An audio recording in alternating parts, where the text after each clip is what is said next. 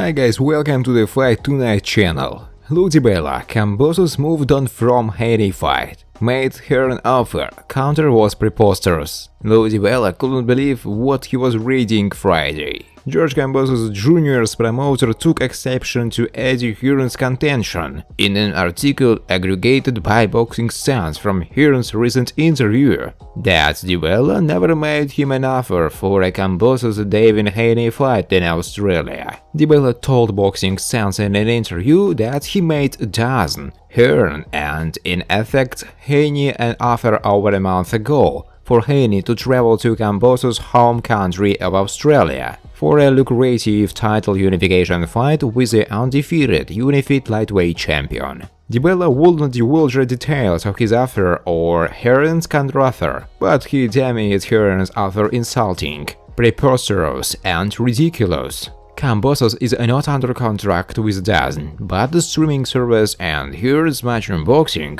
secured rights to his career, challenging upset of previously unbeaten Teofimo Lopez on November 27, because Triller Fight Club defaulted on the stunning winning offer it submitted last February 25 at an IBF purse bid. Las Vegas Haney, the WBC World 135-pound champion, is under contract with DAZN and Matchroom Boxing. Sydney's Kambosos, who owns the WBC franchise championship as well as the WBA Super and IBF and WBO belts, has multiple years left on his contract with DiBella Entertainment, but he is not contractually tied to a television network or streaming service. Friends, before starting to watch this video, I would like to ask you to subscribe to my channel. If you really enjoyed the content, then please subscribe to my channel and keep watching the videos. If you are subscribed, then you receive notifications about the release of new videos. You do not even have to look for anything personally. I really want to get 300 subscribers on my channel. I'm trying very hard, absolutely every day, and I need your support. Your likes, comments, reposts to social networks. Thanks to everyone who subscribes to my channel. You are my support. Thank you so much. I made the offer first to DAZN because Eddie Hearn has nothing to do with my fighter. Despite the fact that signs before the fight with Teofimo, he was trying to confuse people and act like he did, DiBella told Boxing Sense. But I made an offer to him over a month ago. Within an hour of one another, I made the offer to both DAZN and Eddie Hearn. DAZN told me Eddie would counter the offer. Eddie countered the offer on January 28 with something that was beyond insulting. But I'm not gonna talk about the details of our discussions because I don't believe in negotiating in the press. And I'm not going to engage in a back and forth with someone who is just bold-faced lying. With the division's hot test commodity perfectly positioned to do business with the best bidder, DiBella also has had discussions with Bob Arum's top rank about Kambosos boxing 3-division champion Vasiliy Lomachenko in his next fight. He has talked as well with decision makers at Golden Boy Promotions regarding a potential Kambosos Garcia fight later this year, which hinged squarely on how the long inactive Garcia fares in his fight against Juan Emmanuel Tagoe on April 9. As far as DiBella is concerned, Haney is no longer in running to battle Kambosos next. Regardless, the 28-year-old Kambosos is expected to return to the ring at some point in June at an underestimated underdoor venue in Australia. Funding for Kambosos' first defense of the aforementioned titles will be provided in part by the Australian government, which views the event as means to boost tourism. I made a very fair offer to Eddie and it was countered with something ridiculous, DiBella said. We have moved on, okay? And by the way, there is a lot of concern in Australia. Even though Bill and Devin keep saying they will do whatever it takes,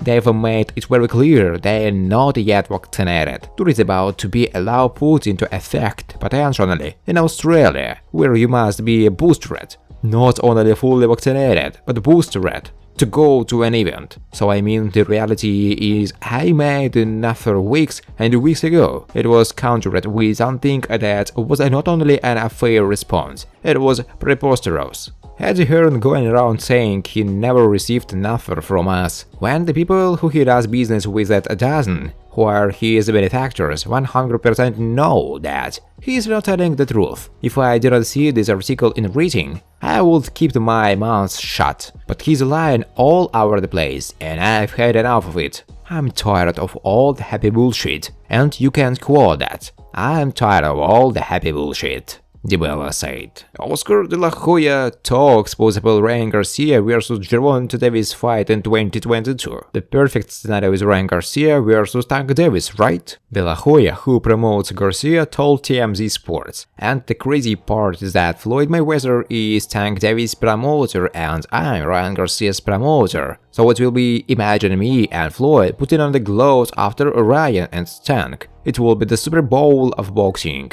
Davis will be defending his WBA title belt against Rolando Romero at a to-be-determined date. Garcia will be making his return to the ring in April against Emmanuel Tagoe. De La Hoya's goal is to get the matchup set after those fights are complete. I would love to get that fight done in 2022, De La Hoya said. The 27-year-old Davis is 26-0 with 24 knockouts. The 23-year-old Garcia is 21 win with 18 knockouts. Ryan Garcia last fought in January 2021 when he beat Luke Campbell via 7th round TKO. He was scheduled to face Javier Fortuna last July, but withdrew from the bout to focus on his mental health. I know this news may be disappointing to some of my fans, but I am announcing today that I am withdrawing from my July 9th fight. And this time it was important to manage my health and well-being. I have decided to take some time off to focus on becoming a stronger version of myself.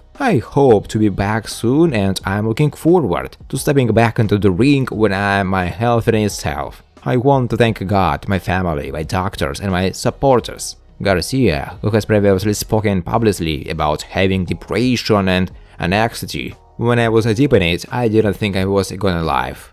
I was so depressive and I went to bad habits. I started drinking and I never drinking ever, but I was getting drunk all the time. Garcia also spoke his boxing reviews about his road to getting better. Therapy helped me a lot and then I kind of just went into this mode where I accepted it. I stopped fighting against the current and just went with it and let myself recover. It was a pretty good thing for me, he added. Now he will be returning to the ring after 15 months. A win in April could open up many opportunities for the young superstar, and perhaps a matchup with Davis is the one horizon. ESPN latest rankings have Garcia as number 6 lightweight in the world. Davis is ranked number 3. Ryan Garcia of Victorville, CA and Jamestown, Ghana's Emmanuel Tagoe hosted their kickoff press conference today in Los Angeles at Golden Boy headquarters. The fighters were on site alongside Oscar de la Hoya, chairman and CEO of Golden Boy, and DAZN Executive Vice President Jose Markovsky to discuss their upcoming 12th round lightweight battle on April 9. The fight is set to take place at San Antonio's Alamodome. Ryan Garcia vs Vasiliy Lomachenko Jr. Oscar de la Hoya feels they're going to meet. Yeah, it crossed my mind. De la Hoya told Boxing Stance in regarding to pitting Ortiz against Garcia. But not now. Both guys are on different paths to greatness and to championship status. But at some point they're going to meet and it's going to be a super mega fight down the road. I can see that's happening within a couple of years. This is just right around the corner, De La Hoya says. Thanks for watching guys. If you like this video, please subscribe to my channel.